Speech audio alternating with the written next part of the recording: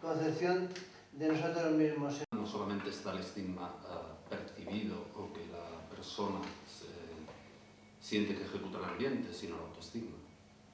Comença a casa mateix l'estigma. És una malaltia que afecta a l'òrgan que regeix la persona. I per tant això, en principi, també dona por a la gent. Allò que és diverso és estigma. Era la ignorància i és la ignorància que hi ha sobre aquesta malaltia. Sobre l'estigma, no us penseu que només sigui el que heu anomenat aquí. Hi ha estigma entre les famílies també. Hi ha la clàssica família que quan hi ha un malalt mental se separa. Ese estigma y todo esto casi siempre nos lo creamos nosotros, porque nadie va por la calle con una etiqueta en la cabeza diciendo yo soy esquizofrénico. Ese 30% puede hacer una vida normal, ¿vale? Y el resto es que no podemos admitir que la vida puede ser normal, aunque no desempeñe determinados roles. Conec una família que encara ara el tenen tancat a casa. L'autoestigma està en un percentatge bastant alt, alimentat i inclús, des d'un punt de vista inconscient, alimentat per l'estigma social. És a dir, demostra l'absoluta ignorància de la societat cap a el que és en realitat un trastorn mental. Respecte dels familiars, jo diria que el que hi ha és una indiferència. Jo, en el meu cas, com si no existís. Quan ens quedem subjugats per categories diagnòstiques, comencem a deixar de veure la persona i la situació concreta.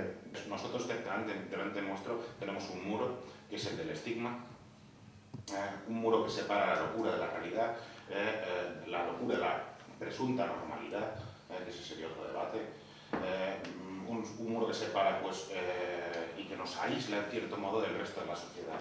Sí que m'he sentit molt estigmatitzada en els primers ingressos del meu fill amb aquesta malaltia. I posaré una cosa, i això encara existeix, no és això de 20 anys enrere, és que encara existeix. Com m'he autolimitat, de fet, perquè no em veia capaç. Una cosa es estar disminuido y otra es impedido. Sí, vale, yo tengo una disminución de tal, pero soy muy capaz. I l'autoestima, que per mi és en el meu cas és problemàtic, no? De dir què feia fins ara i què podré fer a partir d'ara. Realmente el estigma nos lo hacemos nosotros mismos.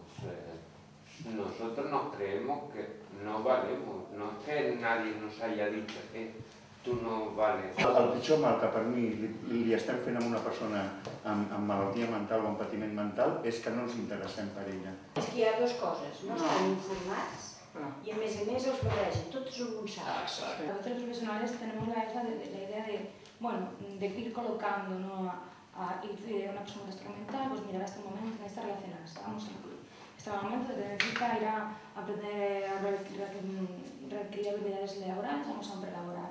Pero a veces nos olvidamos de eso, de preguntar realmente en qué momento está él. La palabra despectiva de loco està claro que és xunga. En funció de com ens comuniquem socialment, podem provocar que una persona es desbordi o se senti incòmoda. Después de pasar una crisis psicótica, que manifiesta unos síntomas que se le llaman positivos, que son los propios más característicos de la enfermedad. Después de pasar ese brote, pasas a tener síntomas negativos. Entonces, con esos síntomas negativos estás depresivo, no tienes ganas de hacer nada, no te comunicas, te encierras en tú mismo.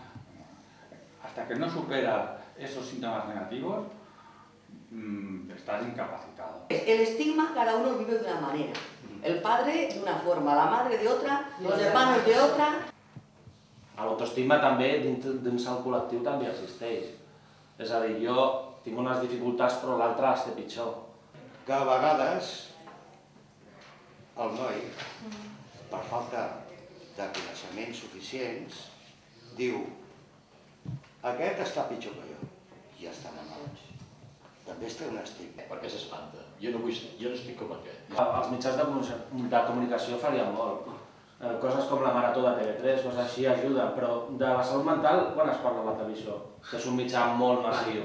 Quan es parla de la salut mental és perquè algú ha fet alguna cosa malament. Con la película de Psicosis, ahí nos lo dejaron a todos ya. Sí. La societat confon el que són psicòpates, que és una minoria ínfima de persones que tenen aquest estat, amb psicòtics. Assumint que un té un hàndicap, vull dir que el que representa tenir un hàndicap vol dir que la societat té un concepte de tu no gaire adecuat. Si no me conoces, no me juzgues. Yo creo que el estigma incluso se genera en lo más cotidiano. Es decir, impregnados por el estigma, estamos todos.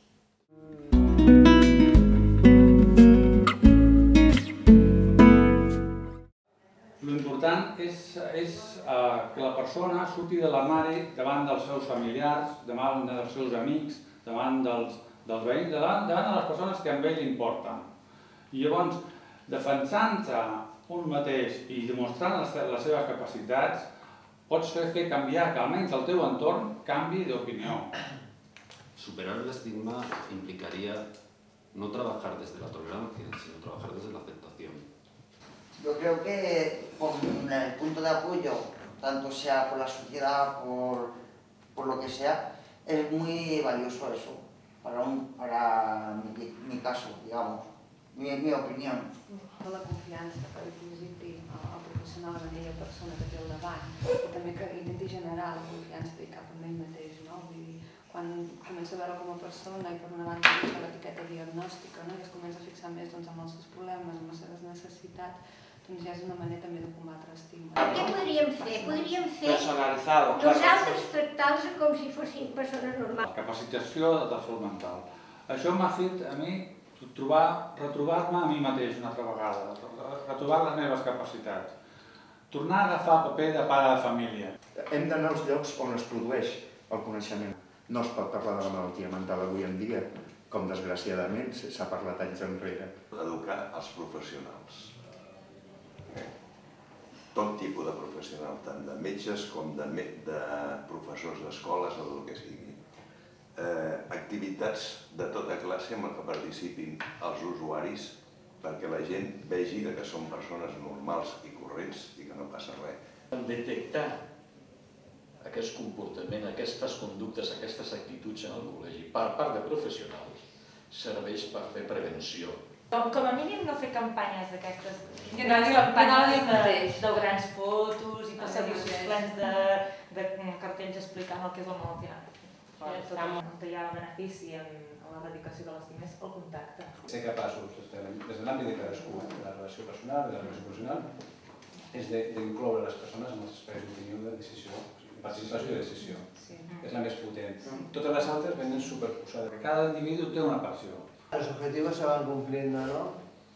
Y si no se cumplen, no hay por qué frustrarse, ¿no? O sea, tu objetivo a lo mejor puede ser, yo qué sé, realizarte como persona y ser mucho más humano. Educar els familiars també, perquè si ja estan educats i comprenen com comprenem nosaltres, crec que sortiran al carrer i també ensenyaran.